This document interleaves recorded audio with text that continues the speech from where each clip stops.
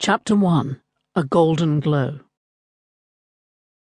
Coryn, you look as though you've just seen a scroom. It was midday, and most owls at the great tree were fast asleep. Soren, Coryn's uncle and chief counsellor, had just entered the hollow. If only she was just that. A scroom.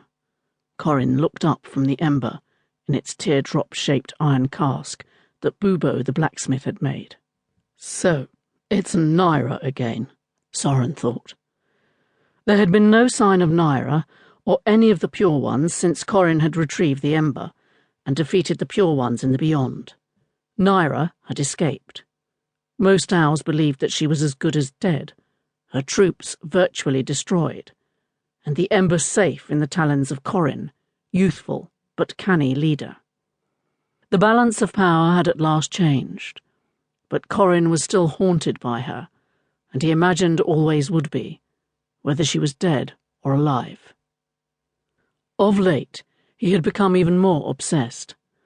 Soren studied his dear nephew as the young owl peered into the glow of the ember. His heart went out to him, and he felt a sorrowful twinge in his gizzard. The scar that slashed Coryn's face, a wound inflicted by his own mother, seemed to twitch in a private agony. He felt compelled to address Coryn directly now about this obsession. Perhaps getting it out in the open would be a good thing.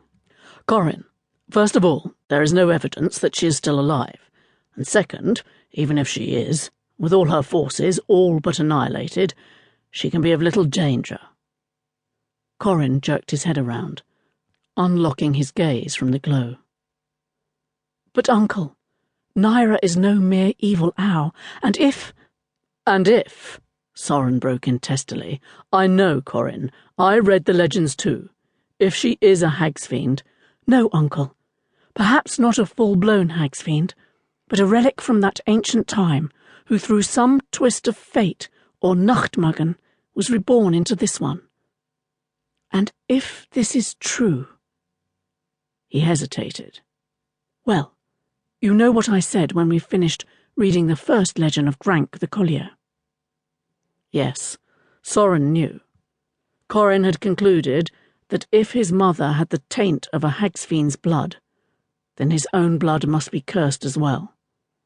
It was idiotic, but no matter how often Soren reassured him, Coryn could not be convinced. Luckily, none of the rest of the band nor Ottilissa knew of Coryn's fears. The last thing Coryn wanted revealed was that he might be the offspring of a hagsfiend.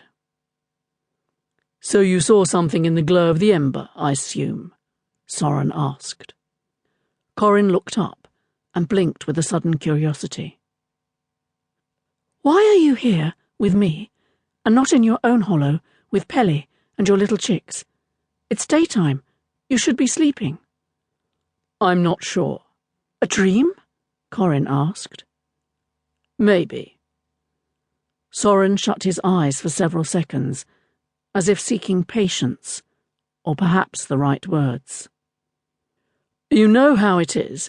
You have firesight, and I have starsight. But starsight is when you dream about things that sometimes then happen. I don't understand what you are saying. You dreamed about me finding images in the ember, the images of my mother. Then you might well know why I am disturbed. Yes, I dreamed, but I don't quite understand the dreams myself. Soren sighed. He had been asleep in the cosy hollow that he shared with his mate, Pelly, and their 3 little chicks, Sebastiana, or Basha for short, Blythe, and Belle, when suddenly he realised that he was not in his own dream, but another's, or perhaps sharing Coryn's waking visions as he glimpsed them in the ember. It had rather unnerved Soren, because in the legends they had read that Creeth, the infamous hagsfiend of ancient